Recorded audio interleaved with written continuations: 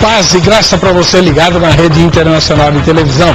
É com alegria que começamos mais uma edição do seu programa de reflexão, entrevistas e debates de todas as noites da semana.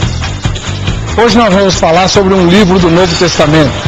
É pequenininho, tem capítulo único, mas o que dá de discussão é brincadeira. O livro de Judas, que por sinal trata de questões bastante delicadas e discutíveis. Entre elas, o fato de o autor de Judas, segundo alguns pelo menos, ter lançado mão de fontes espúrias para produzir o seu texto. No mínimo, 2 livros chamados apócrifos serviram de fonte de informação ou de inspiração, sei lá, para Judas registrar o texto sagrado. E aí começa a encrenca. Por quê? A Bíblia não é mera literatura, não é? Tem quem aproxime-se da Bíblia como um livro como outro qualquer, tudo bem. Mas para os cristãos, a Bíblia é a palavra de Deus, que foi produzida diretamente por inspiração e intervenção, e zelo e cuidado do Espírito Santo de Deus.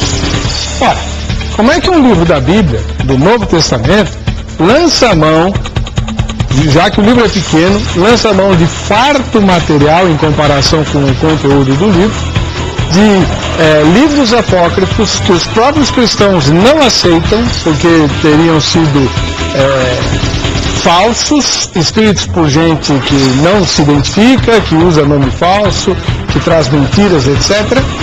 Por que esses livros, então, fazem parte do conteúdo da mensagem do livro de Judas? Isso não o desautoriza como palavra de Deus?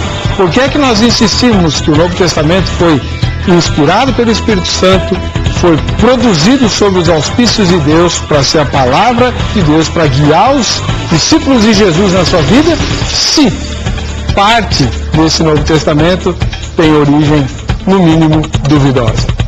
É uma questão que vale a pena refletir. E você vai me ajudar a pensar sobre ela, porque está no ar o Vejam Só.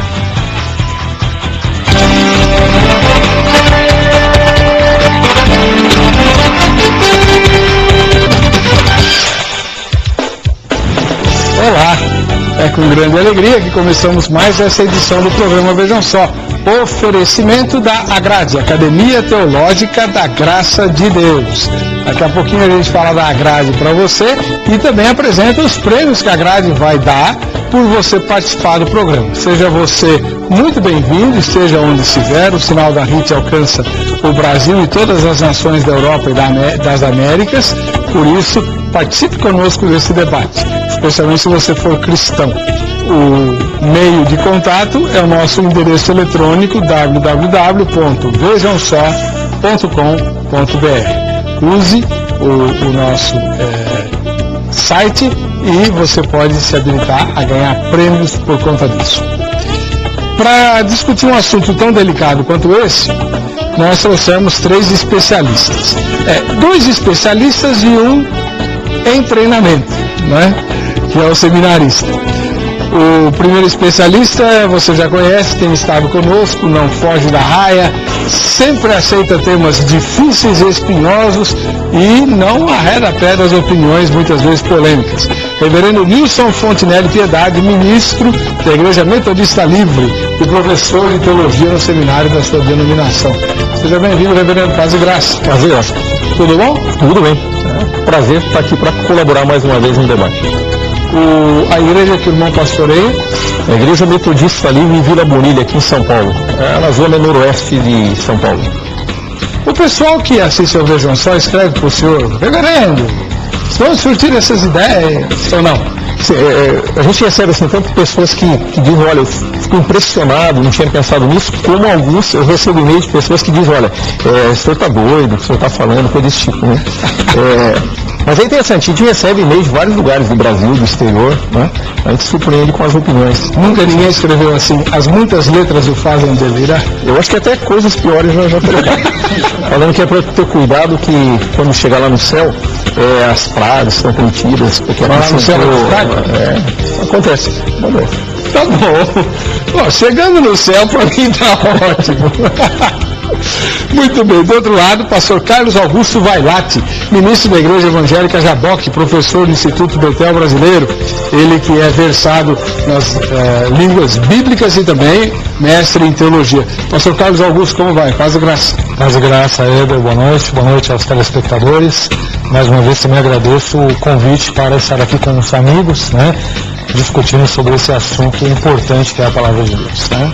A igreja Jaboque é uma igreja pentecostal? Tem traços mais assentadamente pentecostais. Sim, sem dúvida. E onde fica, pastor? Fica na Vila Alpina, zona leste de São Paulo, né, próximo ali, relativamente próximo da Anhanha-Melo, do crematório da Vila Alpina, mais ou menos, perto dali, né? Dá interesse lá. Rua Doutor Vicente Jacagrini, 834. Tem um casal da minha igreja que mora ali pertinho. Opa! Bem em frente ao cemitério ali, bem pertinho. Opa. Muito bom. E, como nós temos feito mais recentemente, sempre trazemos um seminarista, né, para nos ajudar a apertar os convidados. E o seminarista de plantão é o Leonardo Martins Felicíssimo, aluno do Seminário Teológico Batista Nacional. Você dá bom? Paz e graça, pastor. Paz e graça. É um prazer estar. Felicíssimo é apelido ou nome? Isso é o que eu mais ouço. É nome mesmo, Felicíssimo. Aí fala, esse é feliz, hein? Felicíssimo, nossa. Mas é sobrenome mesmo? É sobrenome, Leonardo Martins Felicíssimo. Somos uma geração de felicíssimos de Volta Redonda, Rio de Janeiro. Olha, nunca tinha visto isso. Você tem algum apelido? Meu apelido no trabalho é Feliz. Tinha que ser, né? Melhor do que o Zangado, né? Que deve ser o meu. Muito bom. Ô Leonardo, você está em que ano lá no Seminário Batista? Eu sou recém-formado lá, né? Você é formado? Sou recém-formado. Que bênção. Graças a Deus, passei pela batalha. Não é fácil não, né? Não foi fácil. A gente ainda está aprendendo muito, né? Acho que aqui, a cada momento é uma experiência nova, mas graças a Deus terminamos. E qual a disciplina que você mais gostou? Hebraico. Não é à toa que ele é felicíssimo. Hebraico. Tá. E a que você mais detestou? A que eu mais detestei é escatologia. Detesto escatologia. O cara vai na contramão de todo mundo. Tá vendo só? Eu não gosto de assuntos que não se fecham, né? A gente tem muita discussão, muita teoria e pra mim não sei. Esse é um aspecto interessante da escatologia. Não fecha não. Cada um tem uma opinião diferente. Exatamente. O negócio é feio. Bom, vamos fazer o seguinte, vamos assistir a matéria que apresenta o tema de hoje, depois voltaremos com a opinião dos convidados. Vejam só. A Epístola de Judas é o penúltimo livro do Novo Testamento Bíblico, provavelmente escrita no ano 65 da Era Comum, pelo discípulo Judas, irmão de Tiago e meio-irmão de Jesus. O registro é bem pequeno, tem apenas um único capítulo e 25 versículos, mas o suficiente para nele encontrar uma grande polêmica. A possível citação do livro apócrifo de 1º Enoque. O verso 14 de Judas diz assim: quanto a estes foi que também profetizou Enoque, o 7º depois de Adão, dizendo, eis que veio o Senhor com seus milhares de santos. Entretanto, grande parte dos cristãos e judeus considera o livro de Enoque como falso, não inspirado por Deus. E o debate sobre a presumível citação do seu texto em Judas intensificou-se tanto ao ponto da canonicidade da Epístola de Judas também ser questionada a partir do século III da era cristã. Mas quem foi Enoque? Tudo o que se sabe a seu respeito é que ele pertenceu à 7ª geração depois de Adão. Gerou a Matusalém, viveu 375 anos na presença de Deus até ser tomado para si. Seu legado mais comentado é um suposto livro com manuscritos contendo revelações e profecias duvidosas, que o colocam na condição de apócrifo para os cristãos. Mesmo assim, o livro de Enoque, em tempos recentes, não tem atraído apenas o interesse de estudiosos da literatura apocalíptica, mas também o interesse popular devido à menção que faz a respeito da ufologia e o cristianismo primitivo. Mas quem garante que Enoque, ancestral de Noé, é o mesmo autor do livro apócrifo? Se for, Judas de fato faz menção à sua profecia, ainda que verdadeira. Logo, a Epístola de Judas poderia ter sido descartada do cânon bíblico. Essa Nossas perguntas giram em torno do debate Vejam Só de hoje, que discute: a citação de Enoque no livro de Judas o desautoriza como palavra de Deus? Muito bem. Reverendo Nilson Fontinelli Piedade. Eu sei que a Epístola de Judas, por isso mesmo que o senhor está aqui hoje, né, é um dos seus textos prediletos do Novo Testamento. Apesar de ser pequenininho, ele tem um material bastante farto para polêmicas. E o senhor é um especialista, e isso é muito raro de ver, muito raro de ver. Você que é telespectador do Vejam Só tem o privilégio de ter um especialista em literatura apócrifa dos tempos cristãos. Fala para nós como é que o livro de Judas surgiu e se ele tem mesmo textos apócrifos. Então, pastor, o livro de Judas, ele foi um livro assim muito discutido, né? Se deveria ser aceito no cânon ou não. Isso por muito tempo houve essa discussão. Mas se crê, pelos fatos que são ali, que ele deve ter surgido por volta do ano 70. Então, cânon é o termo que os teólogos usam para se referir à coleção de livros considerados sagrados da Bíblia. Então, a Bíblia cristã evangélica tem 66 livros no seu cânon. Tá bom? Novo Testamento 27. Então, e o livro de Judas, ele é curioso exatamente pelas citações que ele faz de Enoque, né, que é um dos livros considerados apócrifos, a citação do livro de Assunção de Moisés, e também há grandes indicações de que ele faz citações de outros dois apócrifos, que seria o Testamento de Naftali e o Testamento de Azer. Então, praticamente, Judas ele tem citação de 4 livros apócrifos. Né? Então é interessante o livro realmente quando a gente pensa, porque esses livros apócrifos muitas vezes há uma preocupação, uma resistência, e houve isso no começo da igreja, primeiro e segundo século, exatamente por causa das citações que ele fazia dos livros apócrifos. Né? E para o senhor isso prejudica o livro? Eu creio que não, né? Eu creio que as citações ali, elas realmente são citações que Deus quis que constasse ali. Não quero com isso dizer que todo livro apócrifo que seja citado ali, no seu conteúdo todo, realmente ele seja um livro válido, mas essa parte que está ali realmente é uma parte confiável, por isso Deus quis que estivesse ali. E eu diria até, eu sei que o tema é Judas, mas não só Judas, mas há outras citações de apócrifos durante todo o Novo Testamento. Nos Evangelhos, nas cartas de Paulo, de Pedro, são citados livros apócrifos como Judas fez. É que o Judas é mais claro, assim, o texto. Né? Os demais a gente tem que conhecer ali e saber que livro que está citando, a referência, a parte e tal, mas o Judas é bem interessante. Tá bom. Muito obrigado pela sua primeira manifestação. Vamos ouvir a primeira manifestação do outro especialista, o pastor Carlos Augusto Vailate, ele que é ministro da Igreja Evangélica Jadoc, é professor de teologia e é versado nas línguas, nas questões judaicas, né? Também. E aí, pastor Carlos Augusto, esses textos apócrifos mencionados são de origem judaica? De uma forma geral, são. Quando nós falamos do Novo Testamento, todos os autores, com a possível exceção de Lucas, todos eles eram judeus. Eu ainda concordo totalmente com o pastor aqui no que ele disse, né, o pastor Nilson, e eu ainda acrescentaria que em todo o Novo Testamento nós não temos apenas textos apócrifos. Nós temos citações a textos pseudepigráficos, temos citações a lendas judaicas, temos citações a textos targúmicos, que seriam versões ou paráfrases em aramaico do texto hebraico, temos lendas, temos pensamentos filosóficos, temos poesias, temos ditados populares e temos provérbios que são corriqueiros do dia a dia. Tudo isso está presente. O senhor começou falando em... Pois não. Que tem textos apócrifos, pseudepígrafos ou pseudepigráficos. Perfeito. Do que se trata isso? Textos pseudepigráficos são textos que o nome pseudos em grego quer dizer falso.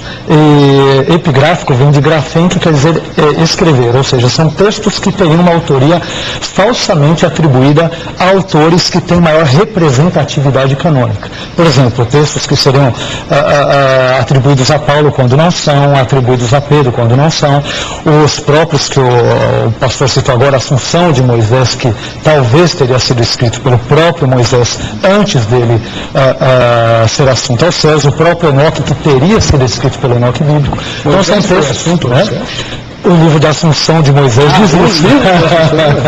O livro de Moisés, sim. E cremos que sim, porque era um crente, né? Que ele também, cremos nisso. De uma forma geral, embora também existam muitas polêmicas com relação a isso. Mas ele subiu para o céu morto ou vivo? Aí nós temos outras questões que envolvem interpretação, né? Se nós entendermos o texto de Deuteronômio 34, onde diz que Deus escondeu o seu corpo, aqui o que eu vou dizer pode até soar um tanto quanto estranho, mas Deus é descrito como se fosse um coveiro, porque diz que Deus o sepultou. Isso. Então, de fato, ele sobe no seu aspecto imaterial, o espírito e ou alma, não o corpo. Entendi. Perfeito. Agora, então, qual a diferença entre pseudoepígrafo e apócrifo? Porque, para mim, o livro apócrifo é esse, um livro que não está na Bíblia porque quem escreveu fingia ser alguém que não era. Boa pergunta, Heber. Não necessariamente, tá? O termo apócrifo, do grego apócrifos, aliás, é um termo que aparece no Novo Testamento em grego, em algumas passagens. Ele significa basicamente oculto, escondido ou secreto. Não necessariamente esses livros chamados apócrifos, eles acreditava-se na igreja que eles tinham uma autoria pseudepigráfica. Muitos acreditavam que os autores que levavam o nome no livro, eles eram de fato os autores que o escreveram. Então, o livro apócrifo não é necessariamente pseudepigráfico, e vice-versa. Mas pode ser. Por que ele foi rejeitado, então? Então, aí tem várias questões que envolvem os critérios de canonicidade, né? Por exemplo, no Novo Testamento nós tínhamos inúmeros critérios de canonicidade, ou seja, para que estes livros fossem considerados inspirados. Dentre esses critérios, eu poderia citar aqui a questão da circulação geral, ou da catolicidade, ou universalidade do texto, a questão da aceitação pela igreja de uma forma geral, o fato deste livro não ter muitos elementos fantasiosos, o fato dele não conter elementos heréticos, ou seja, serem escritos ortodoxos. Estes são os principais critérios usados para incluir os 27 livros neotestamentários no cânon do Novo Testamento. O senhor, o livro de Judas sofre algum prejuízo por ter lançado mão de tantas fontes não inspiradas?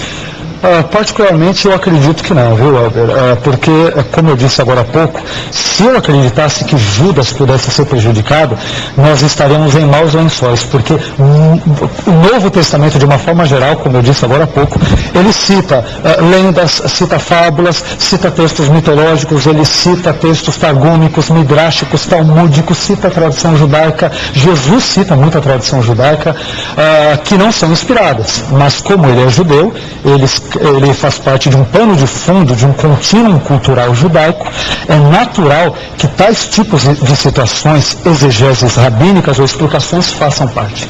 Se Judas for prejudicado pela citação a textos apócrifos, que com toda certeza ele faz, eu temo que o Novo Testamento como um todo também seria prejudicado.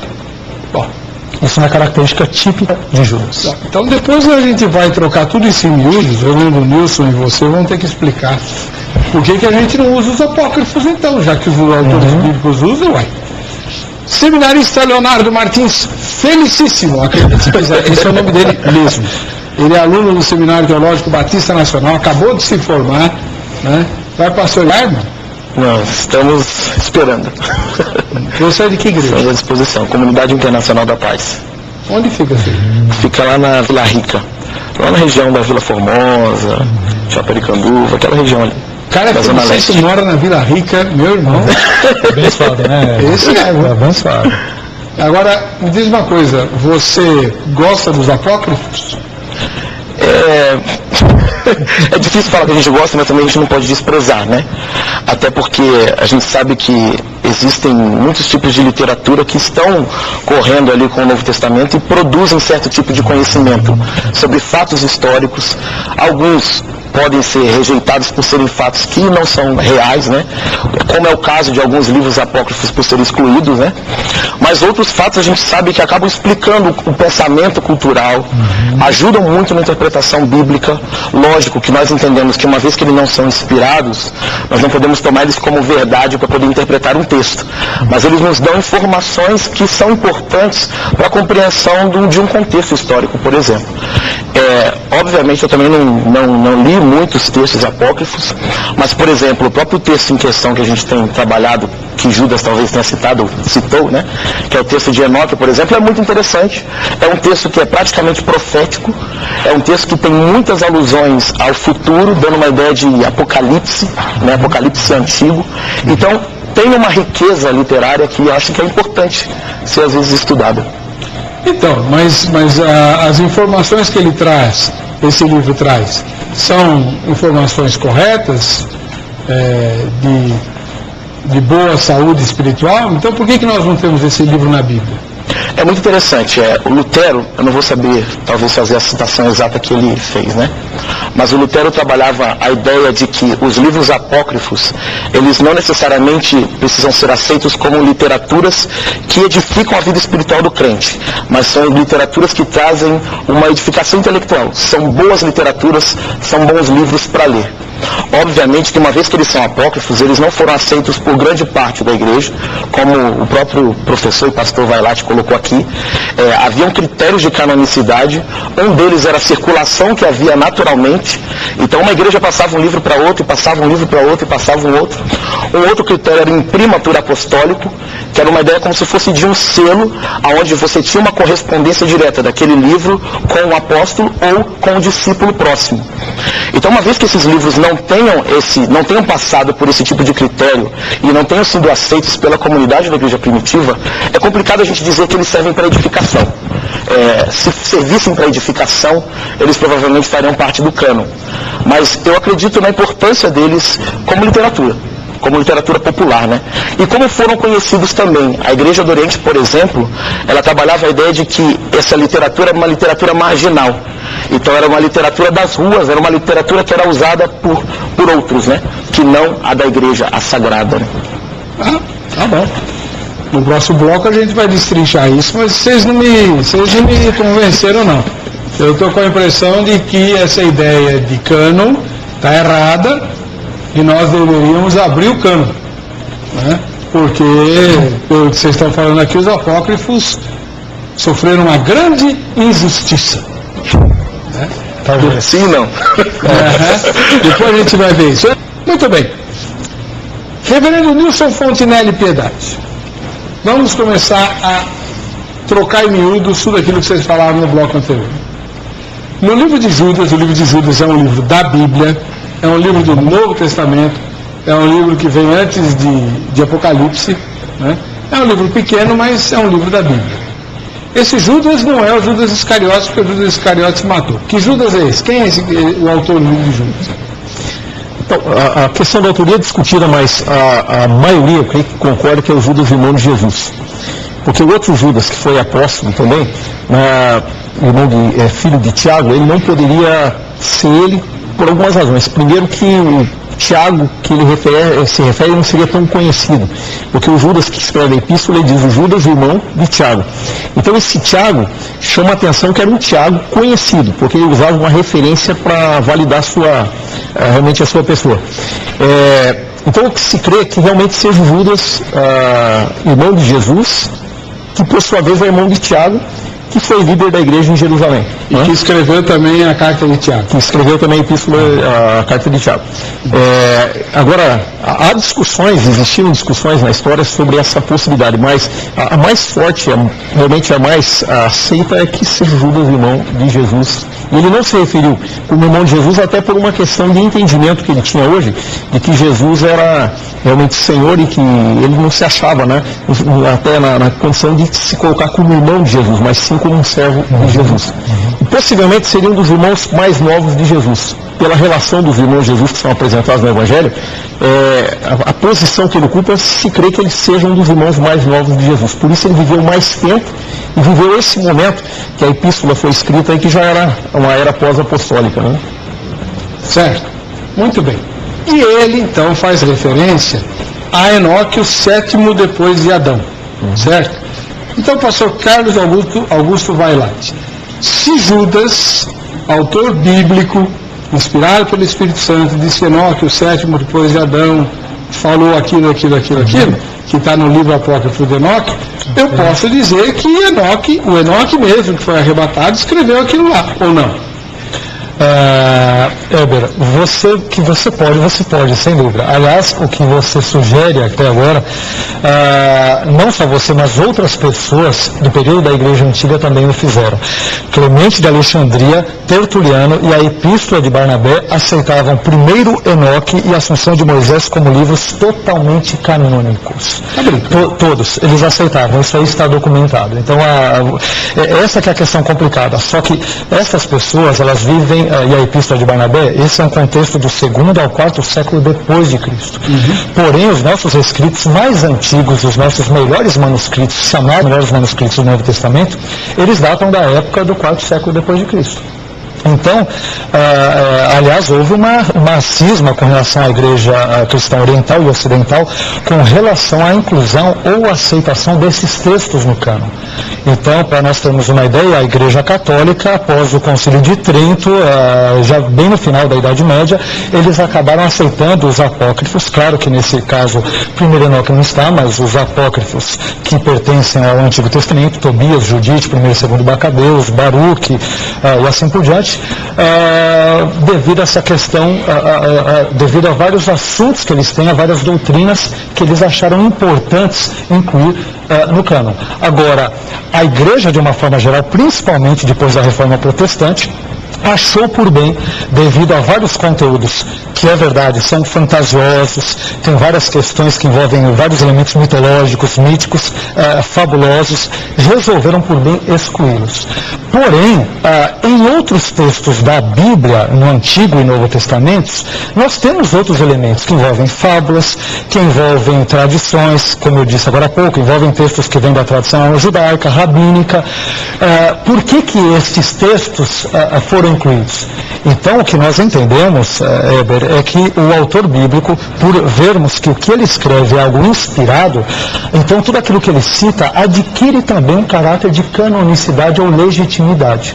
Porém, como a gente viu agora, Clemente de Alexandria, Tertuliano, Epístola de Barnabé entenderam que primeiro Enoque todo, e inclusive a Assunção de Moisés, eram canônicos. E vou mais longe ainda. Eram livros populares para a igreja primitiva e para a igreja antiga. A igreja primitiva e a igreja antiga lia, gostava e se identificava com o texto de primeiro Enoque e com o texto da Assunção de Moisés. Mas que no final do 4º século, devido aos concílios orientais e tudo, eles acabaram sendo excluídos do cânon. Mas sempre tiveram sua importância histórica, doutrinária, desde que concordem com aquilo, com as doutrinas ou com a ortodoxia canônica neotestamentária, e também literária. Então como o Leonardo aqui disse, né, eu vejo esses livros importantes não só como literatura. Eu vejo eles importantes como um depoimento histórico, uma importância histórica, e inclusive doutrinária também, não em tudo, mas simplesmente, principalmente naqueles elementos sobre os quais o Novo Testamento fala, ou sobre os quais eles lançam luz sobre o Novo Testamento. Lançam luz? Lançam luz. Luz. Lançam luz. Eu acho que é uma coisa que Jesus não faz, né? Lançam luz. Nada. Mas enfim, pois não. Deixa eu fazer uma pergunta para o Felicíssimo, nosso seminarista. O irmão tem alguma pergunta para fazer para os dois? Eu agora achei intrigante o comentário do Vailate com relação à doutrina, uma vez que ele citou o Concílio de Trento, por exemplo, né, explicando, e dali surgiram os livros deuterocanônicos, né, canonizados posteriormente, né, pela própria Igreja Católica. Perfeito. E nós sabemos, obviamente que eu não vou conseguir citar alguns aqui, mas me falo do que eu recordo do que li, né?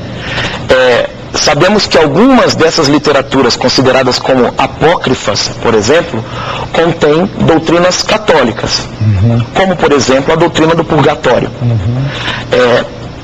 O senhor não acha que seria complicado nós trabalharmos uma ideia de que esses livros poderiam servir como pano de fundo para lançar luz ou ter alguma importância na área de doutrina, uma vez que eles carregam consigo conceitos doutrinários que se divergem tanto do que nós compreendemos como fé cristã protestante? Perfeito, boa pergunta. Eu entendo que não, Éder, responderam também ele aqui, vendo aos telespectadores, pelo seguinte: vamos pegar uma área, aliás, quando eu estive no próximo programa, no programa anterior, eu trouxe aqui meu livro, apresentei aqui sobre demonologia. Se nós entendermos, por exemplo, eu vou citar este exemplo, eu posso citar vários outros, tá? Mas nós não temos uma demonologia desenvolvida no Antigo Testamento, nós não temos. Não existe nenhum termo que seja inquestionavelmente traduzido por demônio no Antigo Testamento. Tem termos, mas há dúvidas. O do mais comum é o termo shed, cujo plural seria shedim, que até no hebraico moderno é uma referência a demônios. Agora, essa ideia, por exemplo, de Satanás, de demônios que o seguem, que é clara no Novo Testamento, quando ela surge no contexto dos textos apócrifos e pseudoepigráficos. Quando eu digo que eles lançam, portanto, luz, por exemplo, sobre o conhecimento demonológico bíblico neotestamentário. Os textos apócrifos, eu vou citar de novo o 1 Enoque, capítulo 6, versos 1 a 4, vou citar o testamento de Dan, de Azer, de Naftali, de Zebulon, todo o testamento dos 12 patriarcas, eles lançam luz sobre não somente uma hierarquia demonológica, como, por exemplo, com relação a várias outras questões, e dão a Satanás, ou a figura do diabo, aquela personificação, aquela figura da personalidade do mal. Nós devemos esse desenvolvimento, por exemplo, aos textos apócrifos ou pseudepígrafos, que não estão excluídos do contexto em que Jesus vive, em que Paulo, Pedro vivem e pregam. Então, nós não podemos ignorar. Quando eu digo que lançam luz, não é lançar luz, claro, sobre elementos heréticos, né? Como cristão que sou também, evangélico, eu não aceito, por exemplo, quando, segundo Macabeus, diz que nós devemos orar aos mortos. Não creio na questão do limbus patrum, limbus infantum, onde as crianças morrem e vão para lá, na doutrina católica, né? Agora não vão mais. O Papa disse que não tem limbo. Pois é. Mas lançam luz no que diz respeito a aspectos doutrinários. Não é que eles criam doutrinas, eles lançam luz sobre as doutrinas ortodoxas já existentes. Doutrinas ortodoxas? Então, se a ideia de demônio precisava ser desenvolvida no Antigo Testamento, por que Deus não fez isso com Moisés, Josué, Samuel, Elias, Davi? Ele teve que esperar o fim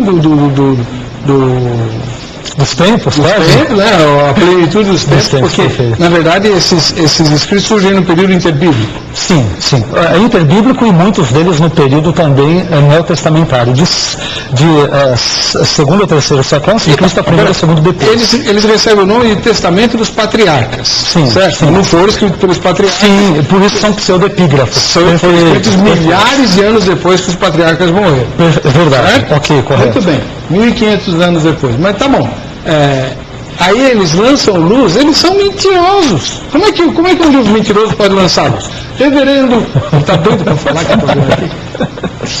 Por que um texto que foi rejeitado pela igreja deve lançar luz hoje para o crente? Então, acho que algumas coisas são importantes considerar, complementando inclusive o que o professor tem colocado, o pastor. A resistência, na verdade, em relação aos livros apócrifos, ou esses pseudoepígrafos, alguns aí que a igreja aceitava naturalmente, principalmente no meio dos judeus, e Jesus com certeza leu muito deles. Jesus, inclusive, faz citações que se entende que a frase de Jesus que foram tiradas de livros apócrifos. Essa resistência começou com Agostinho, o teólogo, e Crisóstomo, que foram os grandes influenciadores da teologia católica. Então, os concílios aí, as decisões que os concílios vão tomar, na verdade, porque houve uma resistência muito grande. Quem principalmente questionou essa questão das fábulas, do entendimento que ele tinha que havia coisas que eram fantasiosas, foi Agostinho. O Tertuliano, como o pastor citou, defendia Barnabé, do segundo século, todos defendiam perfeitamente que esses livros alguns deles tinham que estar incluídos no cânon. A partir do Agostinho que vem essa questão. Alguns creem até, por exemplo, o livro de Enoque. Isso é um livro discutido. O livro de Enoque realmente é um livro que alguma parte que tenha sido o próprio Enoque que escreveu, foi mais tarde.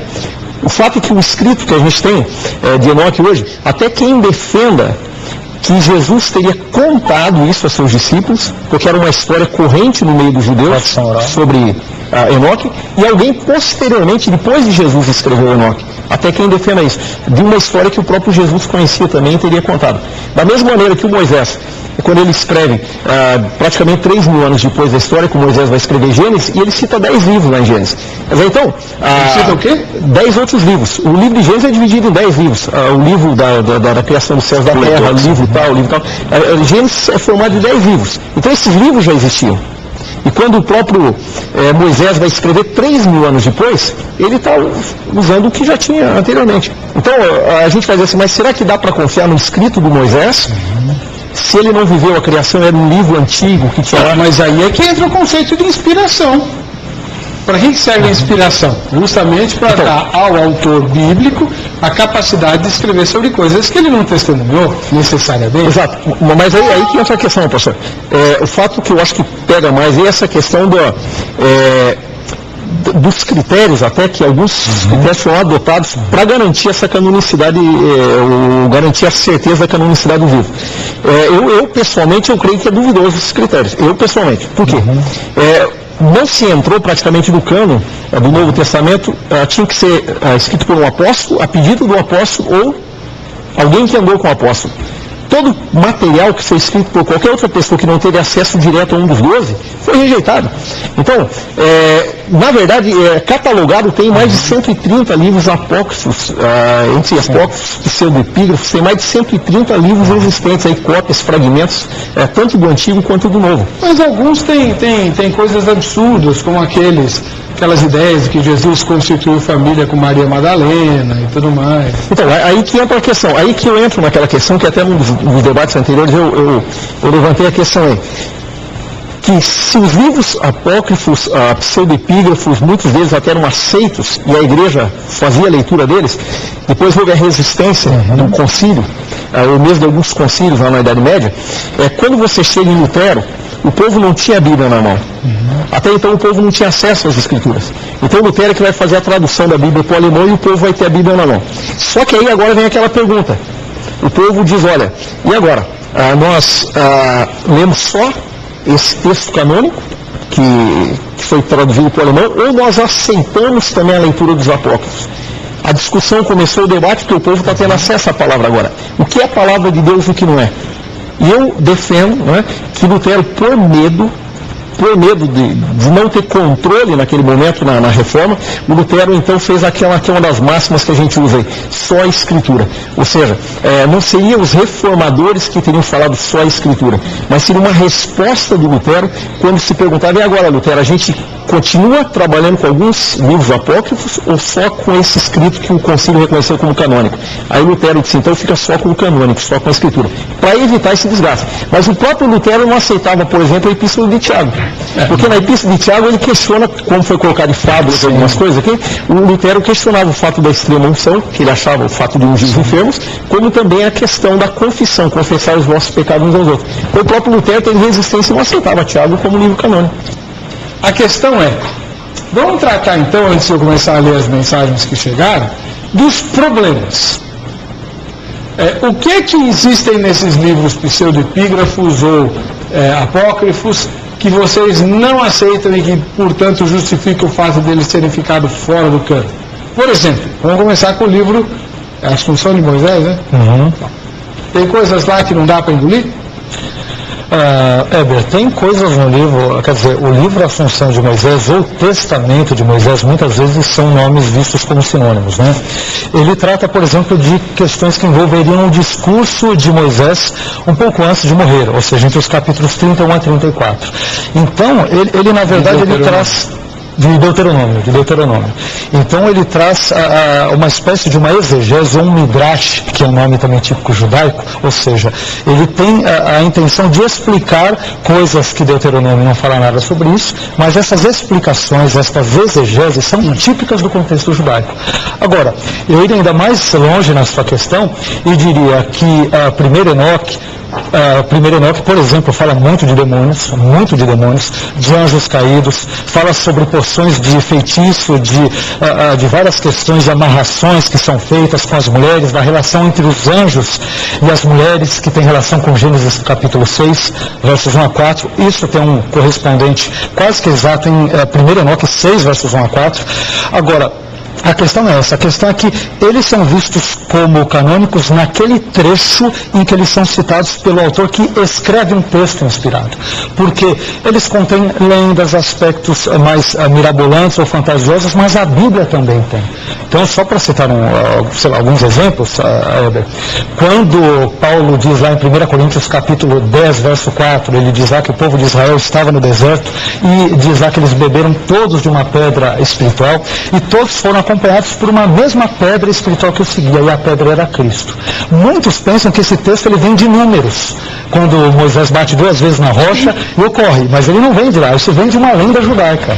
Há uma lenda judaica que é atestada no 5º século, ela tem vários textos judaicos que falam sobre isso, que dizia que quando Israel andou durante 40 anos no deserto, havia uma pedra ou fragmentos de pedra que acompanhavam ali o povo, e quando eles tinham sede, estas pedras miraculosamente elas se transformavam em fontes de água e as pessoas bebiam. Isso está na Bíblia, 1 Coríntios 10, 4, ele cita um texto de uma lenda. O próprio Paulo fala que é para tomar cuidado com as lendas judaicas. Sim, mas cita sem dúvida alguma naqueles contextos em que elas diferem da fé cristã dele, que ele acaba absorvendo a partir daquele momento. Se nós formos ver, tem vários outros textos. Jesus, por exemplo, vamos citar Jesus, né, que é a figura mais importante, que é o nosso Senhor e tudo, Salvador. Jesus, quando ele diz em Mateus 18, 20, onde estiverem 2 ou 3 reunidos em meu nome, aí estou eu no meio deles, ele está citando o Talmud. Ele está citando e adaptando, modificando o Talmud para a sua realidade. Porque no Talmud, num texto lá também da Mishnah, que são textos judaicos, tem um texto que fala, onde 2 estiverem sentados estudando a Torá, aí a presença divina está entre eles. Quer dizer que nesse texto ele usa o Talmud, ele o readapta à sua audiência nova de Mateus e ele se iguala ao próprio Deus, como a presença divina no meio dos cristãos ali no contexto. Então a Bíblia tem muito disso, a Bíblia tem muitos elementos oriundos de culturas pagãs, filosofias, pensamentos, só que o que eu acho interessante de destacar nesse sentido, é que a citação desses elementos, elas mostram que há fagulhas de Deus, há faíscas de Deus e da sua infinita sabedoria em inúmeras outras culturas e povos e línguas do mundo. Deus, o povo judeu não é o único povo de Deus, nem os cristãos. Né? Deus também tem um plano, ele usa muitas vezes elementos egípcios. Quando Deus fala, por exemplo, naquele contexto de Êxodo 7,14, que o coração de Faraó ele é pesado, Deus está falando com o Faraó, naquele contexto todo, com os egípcios, numa linguagem egípcia. Coração pesado na cultura e na religião egípcias significava um juízo de Osíris, que era o deus dos mortos, o juízo que desceria sobre a pessoa no mundo dos mortos. E Deus usa uma linguagem egípcia para falar com o faraó e com os egípcios. Há fagulhas da sabedoria divina, há relampejos da sabedoria divina espalhados em todas as culturas. Obviamente nem tudo isso entrou no cânon, mas isso daí nós vemos de uma forma muito ampla. E aí, pastor Felicíssimo? Acho que eu vou voltar para o seminário, vou reclamar lá. Falei, eu quero indenização por dano moral. Porque vocês não me deram uma aula sequer sobre o primeiro Enoque, né? Sobre os apócrifos, que eu estou vendo aqui que são muito bons. Pelo contrário, eu ouvi exatamente o contrário lá no seminário. Você não ouviu, não? Ouvi exatamente o contrário. É que herege é assim, né, pastor? Não, brincadeira, são 2 homens de Deus, pastores aqui. Eu queria colocar algumas coisas assim, que eu também li sobre o assunto e estudei, que eu trataria de forma diferente. Por exemplo, o pastor Nilson, né? Comentou aqui sobre a questão de haver uma possibilidade daquilo que que Judas escreveu ser uma tradição oral também que era conhecida, né? Eu particularmente peguei o texto de Judas, que foi inclusive o texto de Nestle Aland, né, que foi a 26ª edição. Outro texto também que eu peguei foi um texto de um dos códices em grego do próprio texto de 1 Enoque, né? E comparando, eu comecei a separar alguns trechos e comparar um com o outro. Em grego. A citação é quase muito precisa. Perfeito, é quase. Então eu poderia dizer que numa frase de 5 linhas, né, 5 trechos, eles são exatamente iguais. Exatamente. A diferença entre eles está na utilização de, por exemplo, do artigo, para deixar claro alguma coisa aí, ou definir alguma coisa de uma maneira mais concreta, ou então um trecho que também é discutível. Lógico que para isso a gente teria que mostrar o texto e apresentar o trabalho. Mas enfim, a gente percebe que grande parte do que Judas citou está no livro de Enoque. É difícil a gente trabalhar só uma questão da tradição oral. Um outro problema que a gente também, que é abordado por alguns outros autores, é a questão... Vou pedir para você esperar um pouquinho, Tá bom. a gente vai chamar um intervalo, na volta você retoma essa questão é muito importante e nós estouramos o tempo. Quero que você explique para nós, a gente já volta com Vejam Só. Eu estava conversando aqui no bloco anterior com o seminarista Leonardo Martins Felicíssimo, e ele estava colocando algumas questões bastante sérias, né, a respeito do tema de hoje. O irmão pode retomar, por favor? O que nós dizíamos era que é curioso a gente pensar, conforme o pastor Nilson havia colocado na questão da tradição oral, porque como numa análise simples que eu fiz dos 2 textos na mesma língua grega, no caso, um códice grego do livro de Enoque com um códice grego do livro de Judas, né? Uma comparação ali, a gente percebe que existem muitas semelhanças, o que dificultaria, e chega a ser curioso, lógico que eu não fui a fundo para isso, mas chega a ser curioso, por que um texto talvez guardado como uma tradição oral, teria tantas semelhanças gráficas, né, a nível de grafia, de escrita, né? E não somente isso, mas quando a gente olha também a questão da citação do texto da Assunção de Moisés, alguns autores trabalham a ideia de que estão envolvidos ali 2 textos, como no caso da Assunção de Moisés também sendo o texto do Testamento de Moisés. Outros autores eles trabalham as 2 obras de maneira distinta, entendendo que o Testamento de Moisés é uma obra e a Assunção de Moisés é outra obra, mas a posição final é de que Judas está pegando um texto da Assunção de Moisés, que é um texto apócrifo, com um texto de Zacarias capítulo 3, onde possivelmente estaria fazendo uma referência sobre o Senhor te repreenda, este final, está juntando esses textos e citando. Pois bem, onde eu queria chegar com isso, né? A postura que às vezes nós temos, a visão que nós às vezes temos da postura dos evangelistas, de Paulo, de Judas e de alguns escritores do Novo Testamento, é a postura de pessoas leigas escrevendo uma carta ou escrevendo um livro. Pelo contrário, nós temos até as referências hoje de muitos autores e muitas pessoas compreendidas da área da história, registrando que Lucas foi um grande historiador. E não só isso.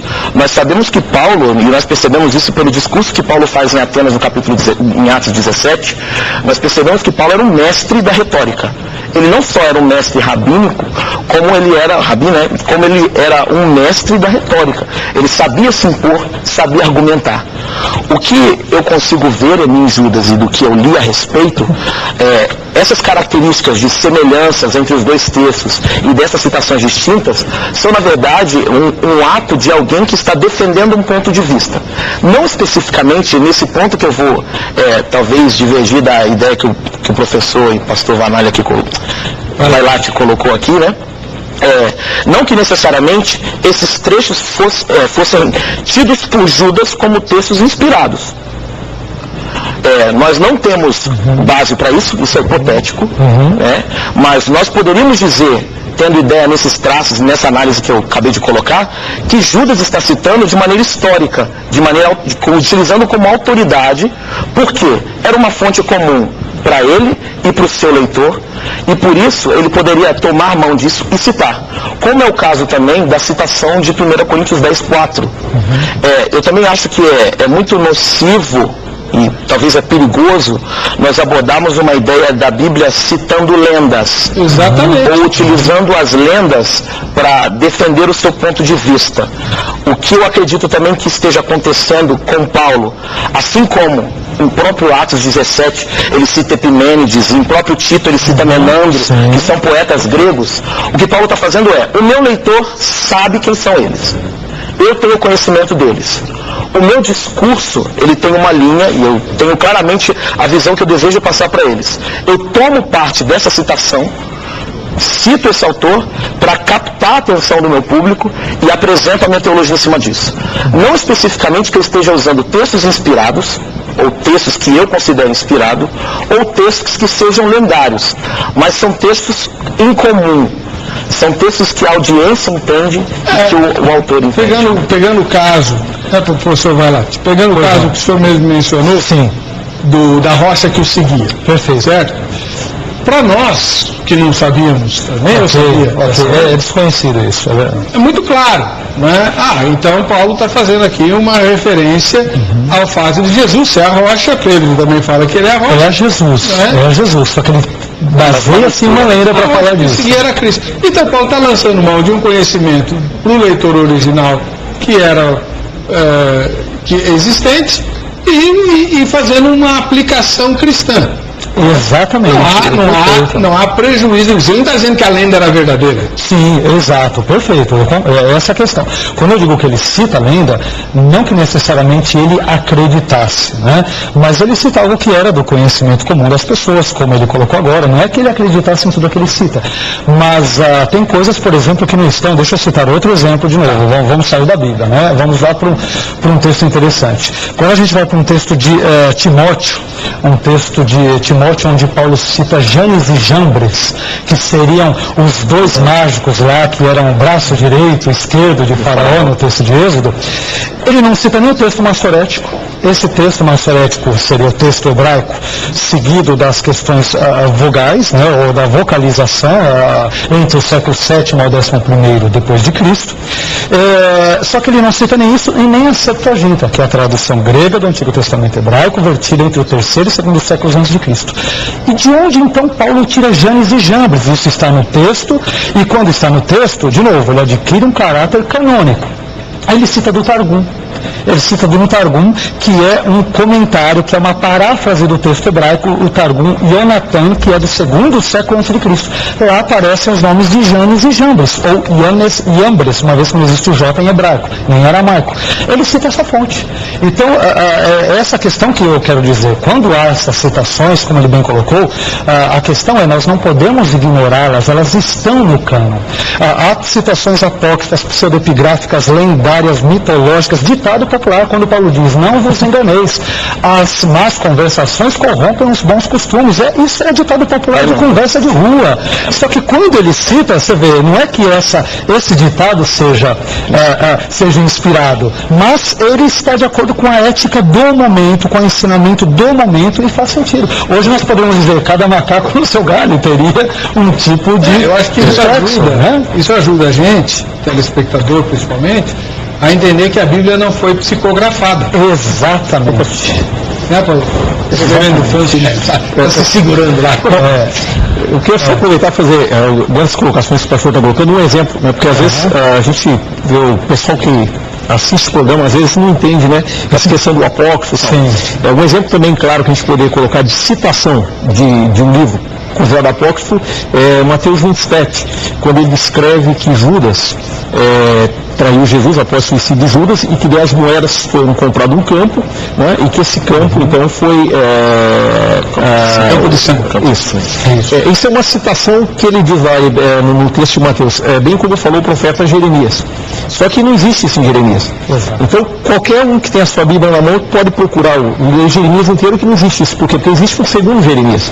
E nesse livro apócrifo do segundo Jeremias é que conta, tinha essa profecia. E ali é visto como profecia.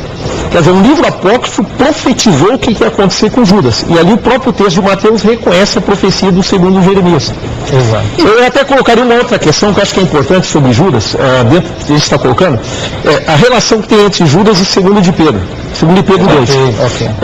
O que é até uma crença? Que a epístola de Judas, na verdade, ela seria uma reprodução, porque Pedro teria escrito, ou teria representado os apóstolos preocupados com coisas que aconteceriam na frente, se reuniram, teriam feito um escrito alertando a igreja do que aconteceria. Então, quando chega o Judas lá na frente, o Judas fala numa linguagem um pouco diferente do Pedro. O Pedro fala, olha, virão, vão surgir. Quando chega em Judas, Judas fala, se introduziram, já estão no nosso meio. Então o Judas vem confirmar o que estava lá.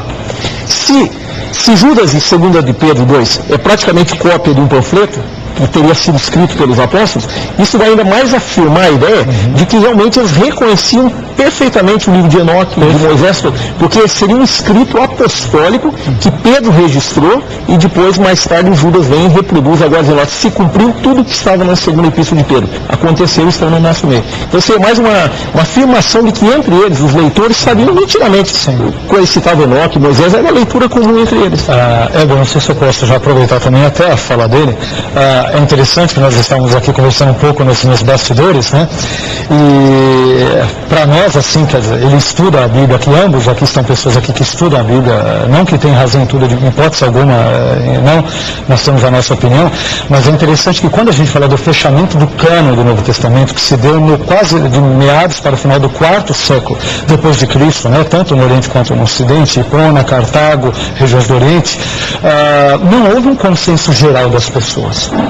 É importante a gente ver, prova disso que primeiro Enoque, como a gente cita agora, a Assunção de Moisés, eram lidos, cridos, aceitos por muitas pessoas. Nós até discutíamos aqui, o que a gente vai dizer aqui, que às vezes parece que há um conflito entre fé e razão, porque pela fé nós acreditamos os 27 livros neotestamentários, por exemplo, mais os 39 do Antigo Testamento, cujo cânon fecha no final do segundo século depois de Cristo, são todos os textos bíblicos. Agora, estas citações de Enoque, de Assunção de Moisés e tantos outros textos abrem margem para pensarmos, será que todos eles de fato foram incluídos, todos os livros que eram para estar, estão incluídos? Essa era a minha pergunta. Como crente, eu digo que todos estão ali, mas o pensamento de alguém que estuda me faz pensar, meu Deus, Barnabé poderia ter entrado. Mas veja só. Primeiro Enoque poderia ter entrado. Aí que tá, porque existe hoje, principalmente nos canais chamados de documentários, da TV fechada, vários documentários levantando a hipótese de que houve uma conspiração para que a Bíblia ficasse do jeito que está e tal, escondendo segredos, como a família de Jesus com Maria Madalena, por exemplo, e tal. Então, esse tipo de palavra sua fortalece mais ou menos essa sensação de conspiratória, não é? Eu não digo que é conspiratória, né? Eu diria, e o que eu vou falar realmente é forte, mas eu diria que houve, nós até discutimos um pouco sobre isso, existiram critérios mais subjetivos na escolha, né? Porque, quer dizer, a opinião dessas pessoas não era a opinião de toda a igreja exatamente. Eu vou dar um exemplo aqui. O livro de Apocalipse, ele foi excluído da igreja ortodoxa síria, não pertence à igreja ortodoxa cristã síria, mas nós o aceitamos. Talvez até por isso que o Leonardo comentou da dificuldade. Porque tem muitos elementos simbólicos, eles acham que tem muitas abstrações, muitas questões complicadas. Reprodução de Enoque no Apocalipse. Na verdade é por causa de citações de Enoque. Exatamente, citações de Enoque no Apocalipse. Exatamente. Então essas questões... Se eu perder a fé, a culpa é de vocês três. Pastor Eder, só uma coisa interessante também, né? Só para fomentar mais aqui. A gente está discutindo, por exemplo, o fato de um autor inspirado ter citado um texto não inspirado, como dando algum tipo de importância para esse texto. Contudo, era algo que eu comentava até com o pastor Vailate também, nós precisamos tomar cuidado, porque nós sabemos de uma coisa: se entendemos que o texto de Judas foi escrito até por volta do ano 70, isso nos dá margem para um outro tipo de discussão. Até quando que foi fechado o cânon, ou os livros, quais foram os livros que foram considerados a legítima Bíblia hebraica, se assim podemos dizer. E aí eu comentava com o pastor Vailate que houve um concílio formado por rabinos judeus em Jâmnia, por volta do ano 90. nesse concílio é que foi definido quais livros seriam fechados como Bíblia hebraica. 90 da nossa era? 90 depois de Cristo, né? É possível. Mas na verdade tem mais do final do segundo século. Final do segundo século. Segundo século, não é no primeiro, do final do segundo século. Não, peraí. No tempo de Jesus, o cânon hebraico não estava fechado? Não estava fechado. Não estava Essa fechado. é a questão. Não estava. Uma vez que ele, agora pense comigo, uma vez que ele não está fechado, significa que eu tenho uma coleção de livros utilizados pela cultura judaica, reconhecidos como literatura, que podem ser tomados para fazer abordagens ou dar peso à sua discussão. Agora, será que, aí vem a minha questão, será que... A Septuaginta, de quando que ela é? Ela é anterior ao período cristão. Pois é, e isso não representa... E ela já traz textos. E ela já traz textos. Inclusive, só fechar. Inclusive, alguns desses textos estão presentes, obviamente, na Septuaginta. E o que foi decidido no Concílio de Jamnia? Olha o seguinte, estes textos, os textos que são escritos em grego, os textos que não são legitimamente hebraicos, são escritos em grego e que não abordam o lado histórico da cultura judaica, serão retirados e não serão reconhecidos. Serão literatura, mas não serão reconhecidos. Quais livros foram fechados nesse período, nesse concílio? O que temos de Gênesis a Malaquias. Então, portanto, agora só estou fomentando, os dois estão desesperados para falar. Isso que você está falando, exatamente. O que eu estou querendo dizer é o seguinte, é válido que eles tenham utilizado o texto, é óbvio que eles utilizariam, se fosse possível, porque para eles era um texto judaico. Agora, será que depois desse concílio, uma vez que tivesse essa compreensão judaica estabelecida para todos, será que eles ainda insistiriam em fazer essas citações? Boa pergunta. Essa é a questão. Só uma colocação que eu acho que é importante. Quando a gente usa a Septuaginta, a gente fala com tanta segurança, né? A Septuaginta, tal referência. Inclusive, existe toda uma discussão aí que a Septuaginta teria sido também uma farsa. E ela se baseia, a citação da Septuaginta, dos 72 que fizeram, do que aconteceu, tudo aquilo lá, teria sido feito a citação baseada numa carta de Aristeias, esse nome. E esse Aristeias, na verdade, ele é um judeu heleno, que ele queria defender a ideia do cânon judaico. E aí ele teria forjado essa história toda de Septuaginta, dos 72, isso teria acontecido. Então, inclusive, é discutir essa questão da Septuaginta. Deixando o texto para a gente ter como base. Os 7 apócrifos da Bíblia Católica estão na Septuaginta. O Antigo Testamento. Sim, o Antigo Testamento.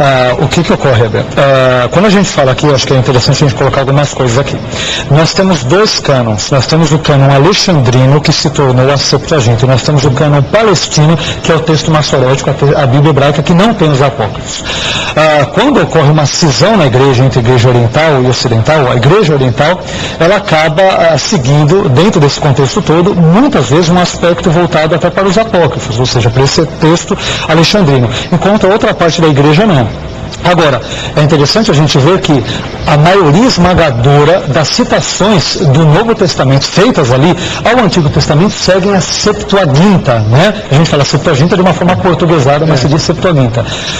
Hebreus cita majoritariamente a Septuaginta, Paulo cita bastante a Septuaginta, às vezes nem a Septuaginta ele cita textos rabínicos, ele cita, como eu citei agora, Targum, cita lenda, ele cita texto hebraico, mas várias citações existem. Agora, o curioso disso tudo, envolve a tua pergunta, é que a Septuaginta, dentro dessa crença, há essa polêmica que o reverendo Nelson comentou, sem dúvida, mas ela é fechada antes do próprio cânon original hebraico. A Septuaginta fecha entre o terceiro e o segundo séculos antes de Cristo, e o cânon hebraico ele é fechado no final do segundo século depois de Cristo. Então, isso também ajuda a fomentar todo o pensamento helênico, grego, que ocorre no Novo Testamento. O Novo Testamento é escrito em grego, e é a língua universal da época. Eles fazem esse tipo de citação. A citação majoritária do Novo Testamento é da Septuaginta. Bom, vou fazer uma última pergunta para o reverendo Nilson Fontinelli, que tem a ver com o aspecto pastoral. Diante disso tudo que vocês disseram aqui, como é que você lida com o crente comum que está dizendo assim, então eu corro o risco de amanhã alguém descobrir alguma coisa em termos de escritura sagrada que traga uma inovação para a minha fé e que eu desconheço porque não entrou no cânon? Eu penso, pastor, que a preocupação nossa foi a mesma preocupação que os apóstolos tiveram logo após o suicídio de Judas. Eles não esperaram o Espírito Santo e resolveram lançar sortes e escolher. Jesus tinha falado para guardar. Eu penso que a preocupação da igreja de querer fechar o cano, de cuidar toda essa questão, é um medo da igreja de erros e desvios. E eu creio, na verdade, pessoalmente, eu creio que é uma falta de confiança na direção do Espírito Santo. Eu creio que Jesus falou, ele vai guiar vocês a toda a verdade. Eu penso que a intenção de Deus é que entre todos esses apócrifos, pseudoepígrafos que existem, toda essa infinidade de coisas, os riscos que tem de coisas erradas ou não, eu acho que entra muito mais uma questão de eu confiar que o Espírito Santo vai guiar na verdade e que pela direção do Espírito Santo eu vou chegar a essa verdade, do que eu confiar na história lá de um concílio que reuniu e colocaram 6, 7 critérios e disseram isso aqui é bíblico, isso não é.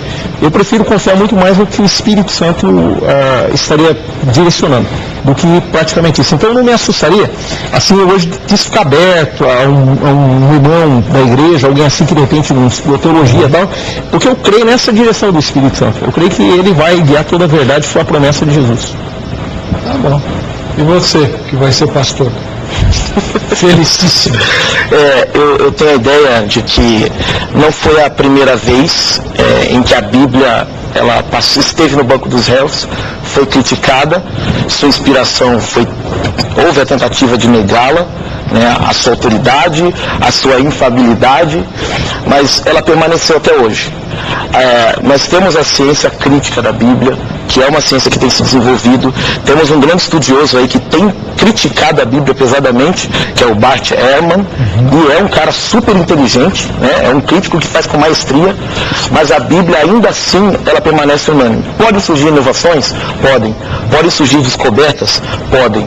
Mas eu tenho certeza que, independente delas, a Bíblia vai continuar sendo um livro inspirado por Deus, ainda que muitas delas questionem o texto bíblico, ainda que muitas delas possam tentar tirar essa imagem de infalível palavra de Deus, ela vai continuar sendo porque ela é a palavra de Deus, né? Muito bem. Pastor Vailate, suas últimas palavras nesse programa.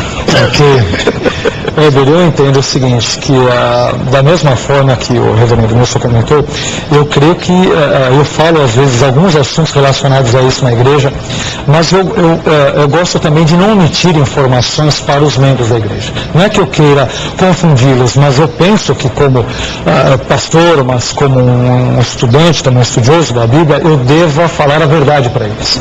Claro que sempre com todo o cuidado do mundo, não querendo de forma alguma machucar a fé de ninguém, eu creio que a Bíblia ela é a palavra de Deus nos seus autógrafos originais, não nas suas traduções que têm erros.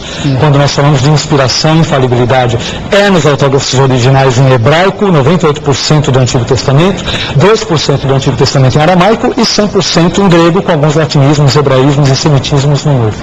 Isso é inspirado. Como nós temos a tradução está sujeita a erros. Agora, o texto original não. Então, o texto original, a Bíblia sempre será, a meu ver, a palavra de Deus. Amém.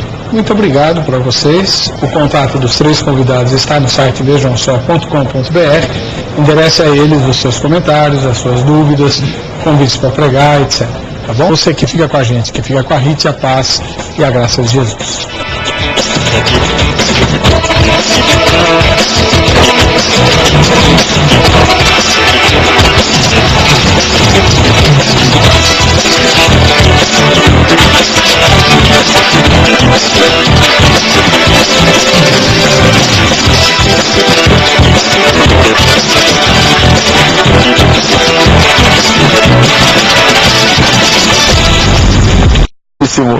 Aí fala, esse é feliz, hein? Felicíssimo, nossa. Mas é sobrenome mesmo? É sobrenome, Leonardo Martins Felicíssimo. Somos uma geração de felicíssimos de Volta Redonda, Rio de Janeiro. Olha, nunca tinha visto isso. Você tem algum apelido? Meu apelido no trabalho é Feliz. Tinha que ser, né? Melhor do que o Zangado, né? Que deve ser o meu. Muito bom. Ô Leonardo, você está em que ano lá no Seminário Batista? Eu sou recém-formado lá, né? Você é formado? Sou recém-formado. Que bênção. Graças a Deus, passei pela batalha. Não é fácil não, né? Não foi fácil. A gente ainda está aprendendo muito, né? Acho que aqui, a cada momento é uma experiência nova, mas graças a Deus terminamos. E qual a disciplina que você mais gostou? Hebraico. Não é à toa que ele é felicíssimo. Hebraico. Hebraico. Tá. E a que você mais detestou? A que eu mais detestei é escatologia. Detesto escatologia. O cara vai na contramão de todo mundo. Tá vendo só? Eu não gosto de assuntos que não se fecham, né? Tem muita discussão, muita teoria e pra mim, não sei. Esse é um aspecto interessante da escatologia. Não fecha não. Cada um tem uma opinião diferente. Exatamente. O negócio é feio.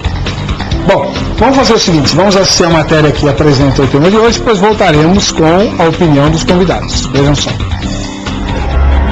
A Epístola de Judas é o penúltimo livro do Novo Testamento Bíblico, provavelmente escrita no ano 65 da Era Comum, pelo discípulo Judas, irmão de Tiago e meio-irmão de Jesus. O registro é bem pequeno, tem apenas um único capítulo e 25 versículos, mas o suficiente para nele encontrar uma grande polêmica. A possível citação do livro apócrifo de 1º Enoque. O verso 14 de Judas diz assim: quanto a estes foi que também profetizou Enoque, o 7º depois de Adão, dizendo, eis que veio o Senhor com seus milhares de santos. Entretanto, grande parte dos cristãos e judeus considera o livro de Enoque como falso, não inspirado por Deus. E o debate sobre a presumível citação do seu texto em Judas intensificou-se tanto ao ponto da canonicidade da Epístola de Judas também ser questionada a partir do século III da era cristã. Mas quem foi Enoque? Tudo o que se sabe a seu respeito é que ele pertenceu à 7ª geração depois de Adão. Gerou a Matusalém, viveu 375 anos na presença de Deus até ser tomado para si. Seu legado mais comentado é um suposto livro com manuscritos contendo revelações e profecias duvidosas, que o colocam na condição de apócrifo para os cristãos. Mesmo assim, o livro de Enoque, em tempos recentes, não tem atraído apenas o interesse de estudiosos da literatura apocalíptica, mas também o interesse popular devido à menção que faz a respeito da ufologia e o cristianismo primitivo. Mas quem garante que Enoque, ancestral de Noé, é o mesmo autor do livro apócrifo? Se for, Judas de fato faz menção à sua profecia, ainda que verdadeira, logo a Epístola de Judas poderia ter sido descartada do cânon bíblico. Essas perguntas giram em torno do debate Vejam Só de hoje, que discute: a citação de Enoque no livro de Judas o desautoriza como palavra de Deus? Muito bem. Reverendo Nilson Fontinelli Piedade. Eu sei que a Epístola de Judas, por isso mesmo que o senhor está aqui hoje, né, é um dos seus textos prediletos do Novo Testamento. Apesar de ser pequenininho, ele tem um material bastante farto para polêmicas. E o senhor é um especialista, e isso é muito raro de ver, muito raro de ver. Você que é telespectador do Vejam Só tem o privilégio de ter um especialista em literatura apócrifa dos tempos cristãos. Fala para nós como é que o livro de Judas surgiu e se ele tem mesmo textos apócrifos. Então, pastor, o livro de Judas foi um livro assim muito discutido, né? Se deveria ser aceito no cânon ou não. Isso por muito tempo houve essa discussão. Mas se crê, pelos fatos que são ali, que ele deve ter surgido por volta do ano 70. Então, cânon é o termo que os teólogos usam para se referir à coleção de livros considerados sagrados da Bíblia. Então, a Bíblia cristã evangélica tem 66 livros no seu cânon. Tá bom? O Novo Testamento 27. Então, e o livro de Judas, ele é curioso exatamente pelas citações que ele faz de Enoque, né, que é um dos livros considerados apócrifos, a citação do livro de Assunção de Moisés, e também há grandes indicações de que ele faz citações de outros dois apócrifos, que seria o Testamento de Naftali e o Testamento de Azer. Então, praticamente, Judas ele tem citação de 4 livros apócrifos. Né? Então é interessante o livro realmente quando a gente pensa, porque esses livros apócrifos muitas vezes há uma preocupação, uma resistência, e houve isso no começo da igreja, primeiro e segundo século, exatamente por causa das citações que ele fazia dos livros apócrifos. Né? E para o senhor isso prejudica o livro? Eu creio que não, né? Eu creio que as citações ali, elas realmente são citações que Deus quis que constasse ali. Não quero com isso dizer que todo livro apócrifo que seja citado ali, no seu conteúdo todo, realmente ele seja um livro válido, mas essa parte que está ali realmente é uma parte confiável, por isso Deus quis que estivesse ali. E eu diria até, eu sei que o tema é Judas, mas não só Judas, mas há outras citações de apócrifos durante todo o Novo Testamento. Nos Evangelhos, nas cartas de Paulo, de Pedro, são citados livros apócrifos como Judas fez. É que o Judas é mais claro, assim, o texto, né? Os demais a gente tem que conhecer ali e saber que livro que está citando, a referência, a parte e tal, mas o Judas é bem interessante. Literatura que estão correndo ali com o Novo Testamento e produzem certo tipo de conhecimento sobre fatos históricos. Alguns podem ser rejeitados por serem fatos que não são reais, né? Como é o caso de alguns livros apócrifos por serem excluídos, né? Mas outros fatos a gente sabe que acabam explicando o pensamento cultural, ajudam muito na interpretação bíblica. Lógico que nós entendemos que uma vez que eles não são inspirados, nós não podemos tomar eles como verdade para poder interpretar um texto. Mas eles nos dão informações que são importantes para a compreensão de um contexto histórico, por exemplo. Obviamente eu também não li muitos textos apócrifos, mas, por exemplo, o próprio texto em questão que a gente tem trabalhado, que Judas talvez tenha citou, né? Que é o texto de Enoque, por exemplo, é muito interessante. É um texto que é praticamente profético, é um texto que tem muitas alusões ao futuro, dando uma ideia de apocalipse, né? Apocalipse antigo. Então, tem uma riqueza literária que eu acho que é importante ser às vezes estudada. Então, mas as informações que ele traz, esse livro traz, são informações corretas, de boa saúde espiritual? Então por que nós não temos esse livro na Bíblia? É muito interessante. O Lutero, eu não vou saber talvez fazer a citação exata que ele fez, né?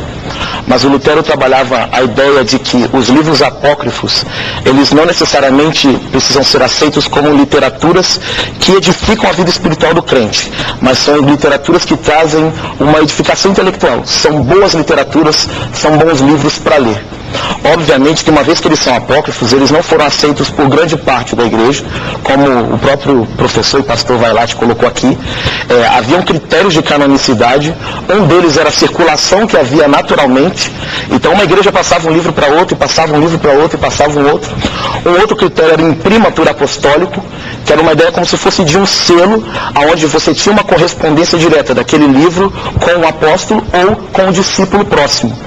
Então, uma vez que esses livros não tenham passado por esse tipo de critério e não tenham sido aceitos pela comunidade da igreja primitiva, é complicado a gente dizer que eles servem para edificação. Se servissem para edificação, eles provavelmente fariam parte do cânon. Mas eu acredito na importância deles como literatura popular, né? E como foram conhecidos também. A Igreja do Oriente, por exemplo, ela trabalhava a ideia de que essa literatura era uma literatura marginal. Então era uma literatura das ruas, era uma literatura que era usada por outros, né? Que não a da igreja, a sagrada, né? Tá bom. No próximo bloco a gente vai destrinchar isso, mas vocês não me convenceram, não. Eu estou com a impressão de que essa ideia de cânon está errada e nós deveríamos abrir o cânon, né? Porque, pelo que vocês estão falando aqui, os apócrifos sofreram uma grande injustiça. Talvez. Sim, não. Depois a gente vai ver isso. Muito bem. Reverendo Nilson Fontinelli Piedade, vamos começar a trocar em miúdos tudo aquilo que vocês falaram no bloco anterior. No livro de Judas, o livro de Judas é um livro da Bíblia, é um livro do Novo Testamento, é um livro que vem antes de Apocalipse, né? É um livro pequeno, mas é um livro da Bíblia. Esse Judas não é o Judas Iscariotes, porque o Judas Iscariotes matou. Que Judas é esse? Quem é o autor do livro de Judas? Então, a questão da autoria é discutida, mas a maioria, eu creio que concorda que é o Judas, irmão de Jesus. Porque o outro Judas, que foi apóstolo também, filho de Tiago, ele não poderia ser ele por algumas razões. Primeiro que o Tiago, que ele se refere, não seria tão conhecido, porque o Judas que escreve a epístola, ele diz o Judas, irmão de Tiago. Então esse Tiago chama a atenção que era um Tiago conhecido, porque ele usava uma referência para validar realmente a sua pessoa. Então o que se crê é que realmente seja o Judas, irmão de Jesus, que por sua vez é irmão de Tiago, que foi líder da igreja em Jerusalém. E que escreveu também a carta de Tiago. Que escreveu também a carta de Tiago. Agora, há discussões, existiram discussões na história sobre essa possibilidade, mas a mais forte, realmente a mais aceita, é que seja Judas, irmão de Jesus. E ele não se referiu como irmão de Jesus, até por uma questão de entendimento que ele tinha hoje, de que Jesus era realmente Senhor e que ele não se achava, né, até na condição de se colocar como irmão de Jesus, mas sim como um servo de Jesus. E possivelmente seria um dos irmãos mais novos de Jesus. Pela relação dos irmãos de Jesus que são apresentados no Evangelho, a posição que ele ocupa, se crê que ele seja um dos irmãos mais novos de Jesus. Por isso ele viveu mais tempo e viveu esse momento que a epístola foi escrita e que já era uma era pós-apostólica, né? Certo. Muito bem. E ele, então, faz referência a Enoque, o sétimo depois de Adão. Certo? Então, pastor Carlos Augusto Vailate, se Judas, autor bíblico, inspirado pelo Espírito Santo, disse que Enoque, o sétimo depois de Adão, falou aquilo, que está no livro apócrifo de Enoque, eu posso dizer que o Enoque mesmo, que foi arrebatado, escreveu aquilo lá, ou não? Éber, você pode, sem dúvida. Aliás, o que você sugere até agora, não só você, mas outras pessoas do período da Igreja Antiga também o fizeram. Clemente de Alexandria, Tertuliano e a Epístola de Barnabé aceitavam primeiro Enoque e a Assunção de Moisés como livros totalmente canônicos. Todos, eles aceitavam, isso aí está documentado. Então, essa que é a questão complicada. Só que essas pessoas, elas vivem, e a Epístola de Barnabé, esse é um contexto do 2º ao 4º século depois de Cristo. Porém, os nossos escritos mais antigos, os nossos melhores manuscritos, chamados melhores manuscritos do Novo Testamento, eles datam da época do 4º. Muito obrigado pela sua primeira manifestação. Vamos ouvir a primeira manifestação do outro especialista, o pastor Carlos Augusto Vailate, ele que é ministro da Igreja Evangélica Jadoc, é professor de teologia e é versado nas línguas, nas questões judaicas, né? Também. E aí, pastor Carlos Augusto, esses textos apócrifos mencionados são de origem judaica?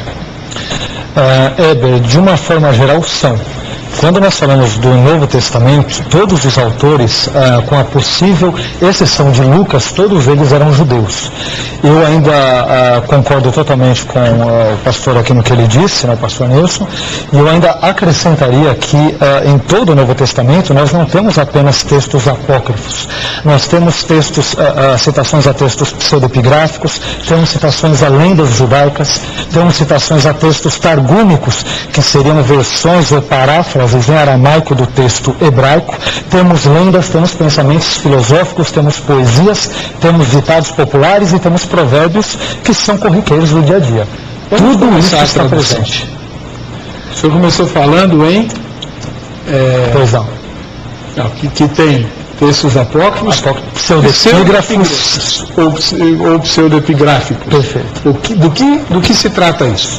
Textos pseudepigráficos são textos que o nome pseudos em grego quer dizer falso.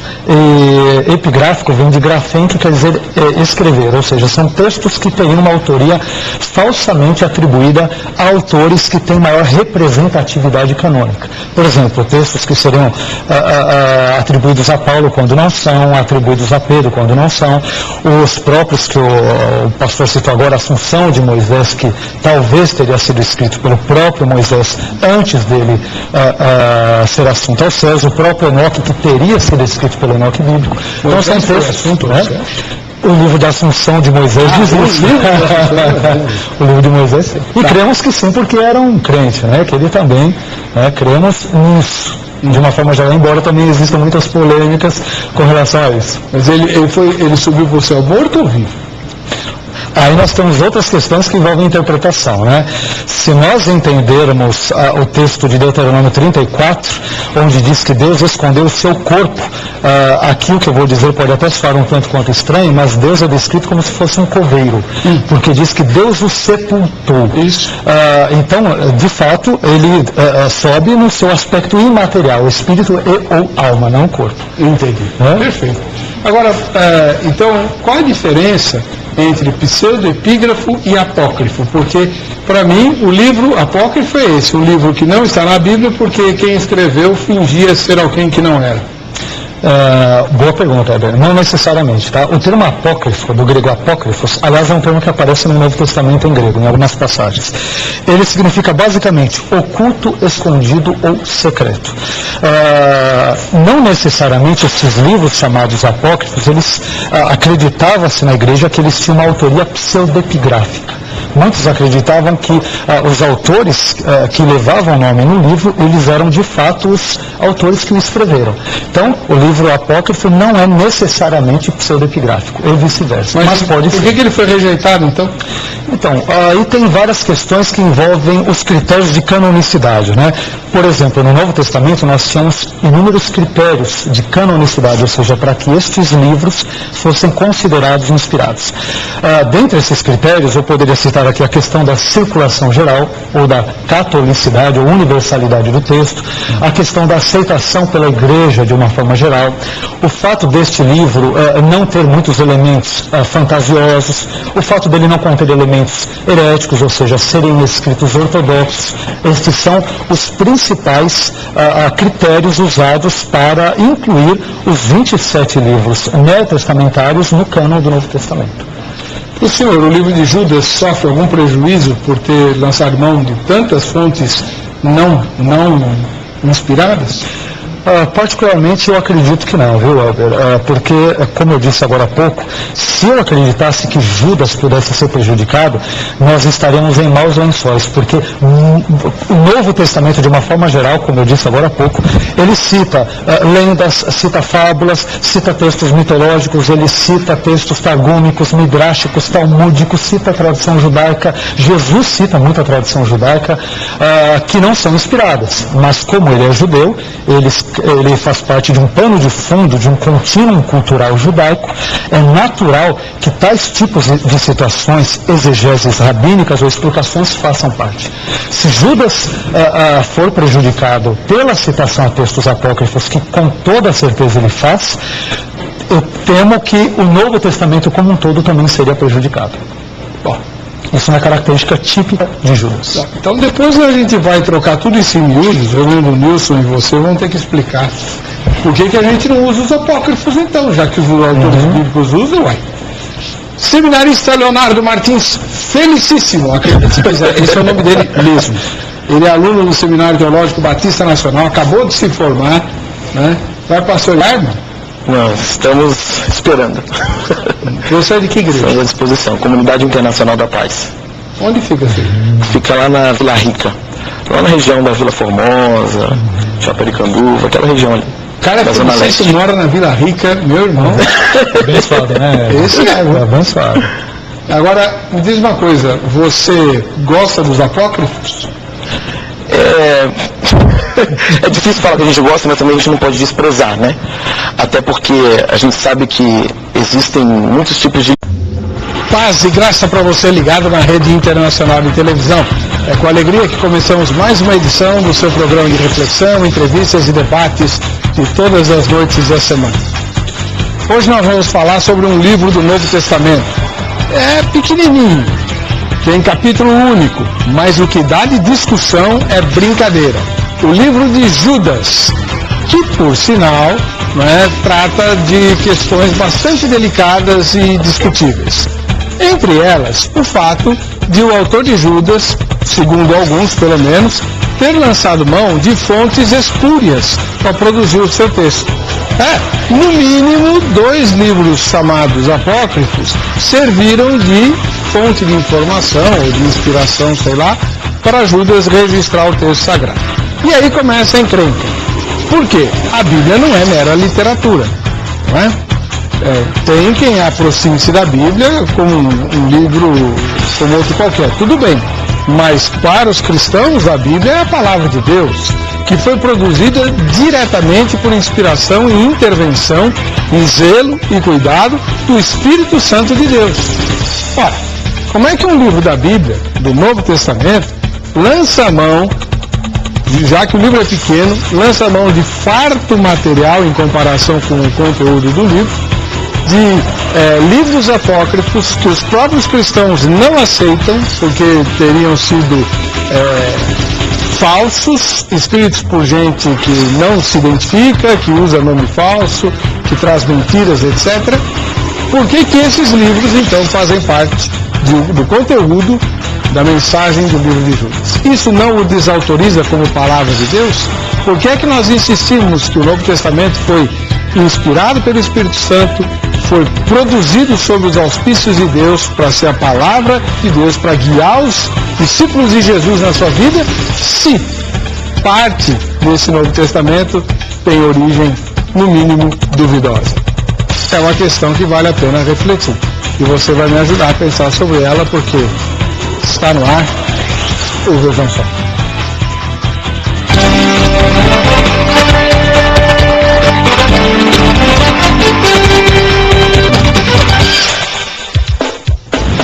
Olá, é com grande alegria que começamos mais essa edição do programa Vejam Só. Oferecimento da Agrade, Academia Teológica da Graça de Deus. Daqui a pouquinho a gente fala da Agrade para você e também apresenta os prêmios que a Agrade vai dar por você participar do programa. Seja você muito bem-vindo, esteja onde estiver. O sinal da RIT alcança o Brasil e todas as nações da Europa e das Américas. Por isso, participe conosco desse debate, especialmente se você for cristão. O meio de contato é o nosso endereço eletrônico www.vejamsó.com.br. Use o nosso site e você pode se habilitar a ganhar prêmios por conta disso. Para discutir um assunto tão delicado quanto esse, nós trouxemos 3 especialistas. 2 especialistas e um em treinamento, né? Que é o seminarista. O primeiro especialista, você já conhece, tem estado conosco, não foge da raia, sempre aceita temas difíceis e espinhosos e não arreda pé das opiniões, muitas vezes polêmicas. Reverendo Nilson Fontinelli Piedade, ministro da Igreja Metodista Livre e professor de teologia no seminário da sua denominação. Seja bem-vindo, reverendo. Paz e graça. Paz e graça. Tudo bom? Tudo bem. Prazer estar aqui para colaborar mais uma vez no debate. A igreja que o irmão pastoreia? A Igreja Metodista Livre em Vila Bonilha, aqui em São Paulo, na zona noroeste de São Paulo. O pessoal que assiste ao Vejam Só escreve para o senhor: reverendo, vamos surtir essas ideias ou não? A gente recebe assim, tanto pessoas que dizem, olha, eu fico impressionado, não tinha pensado nisso, como alguns, eu recebo e-mails de pessoas que dizem, olha, o senhor está doido, o que o senhor está falando, coisa desse tipo, né? Mas é interessante, a gente recebe e-mails de vários lugares do Brasil, do exterior, né? A gente se surpreende com as opiniões. Nunca ninguém escreveu assim, as muitas letras o fazem delirar? Eu acho que até coisas piores já pegaram.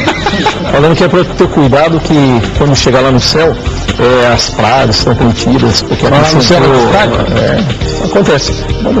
Tá bom. Chegando no céu, para mim tá ótimo.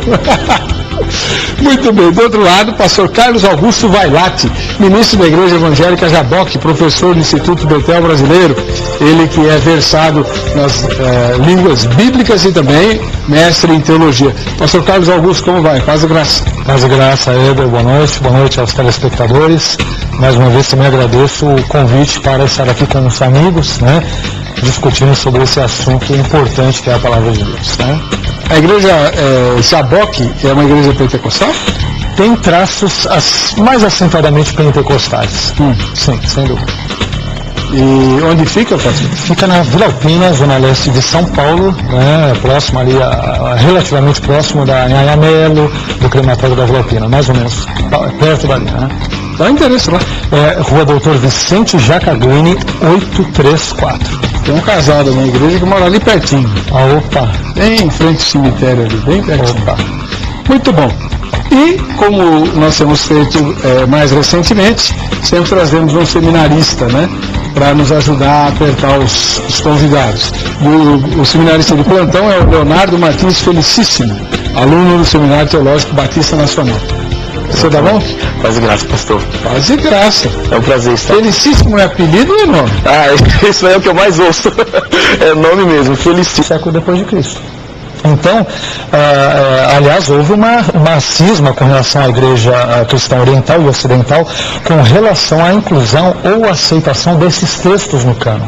Então, para nós termos uma ideia, a igreja católica, após o Concílio de Trento, já bem no final da Idade Média, eles acabaram aceitando os apócrifos. Claro que nesse caso, primeiro Enoque não está, mas os apócrifos que pertencem ao Antigo Testamento, Tobias, Judite, primeiro e segundo Macabeus, Baruque e assim por diante, devido a essa questão, devido a vários assuntos que eles têm, a várias doutrinas que eles acharam importantes incluir no cânon. Agora, a igreja, de uma forma geral, principalmente depois da Reforma Protestante, achou por bem, devido a vários conteúdos que, é verdade, são fantasiosos, tem várias questões que envolvem vários elementos mitológicos, míticos, fabulosos, resolveram por bem excluí-los.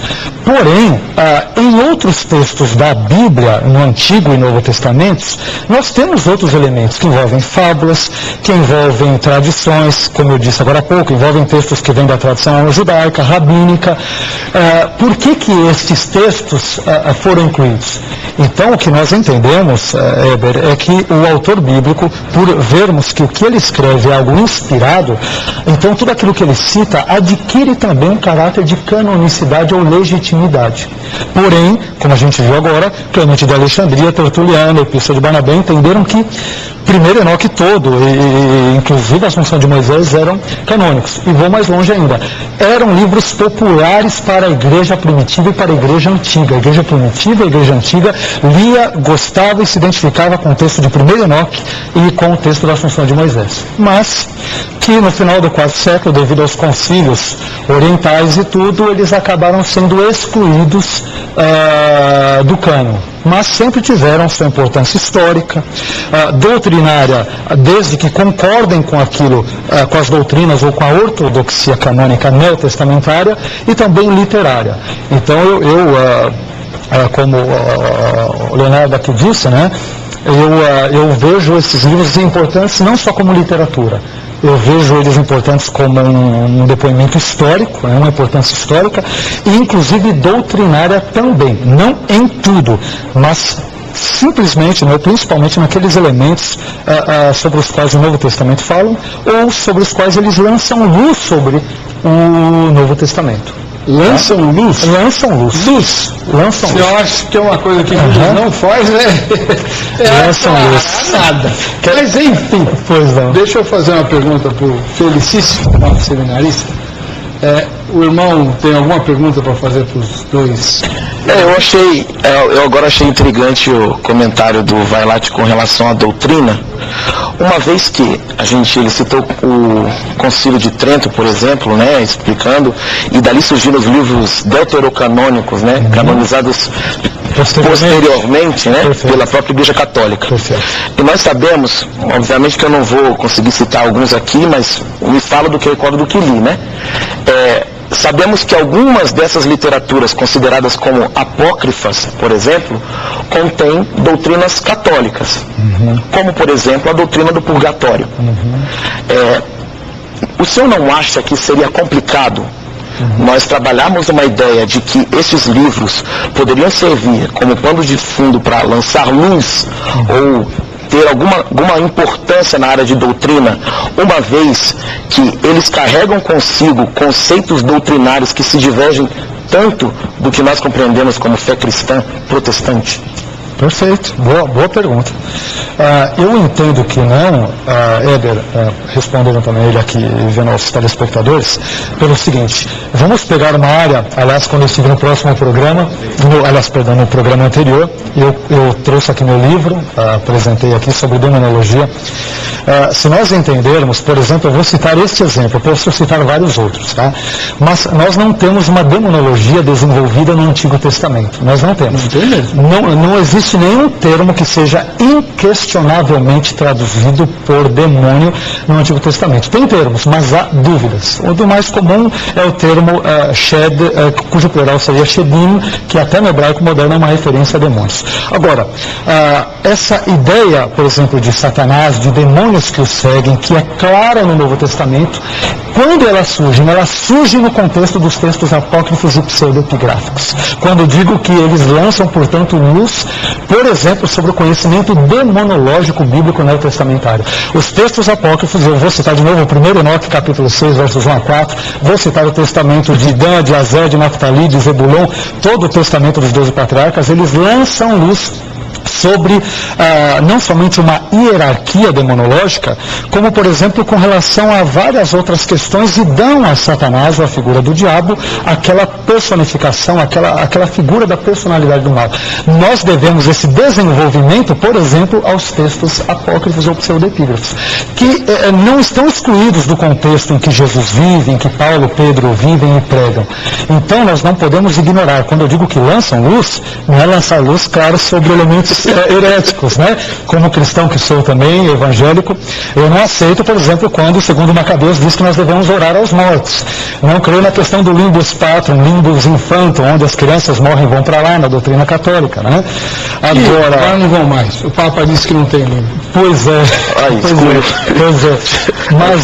Mas lançam luz no que diz respeito a aspectos doutrinários. Não é que eles criam doutrinas, eles lançam luz sobre as doutrinas ortodoxas já existentes.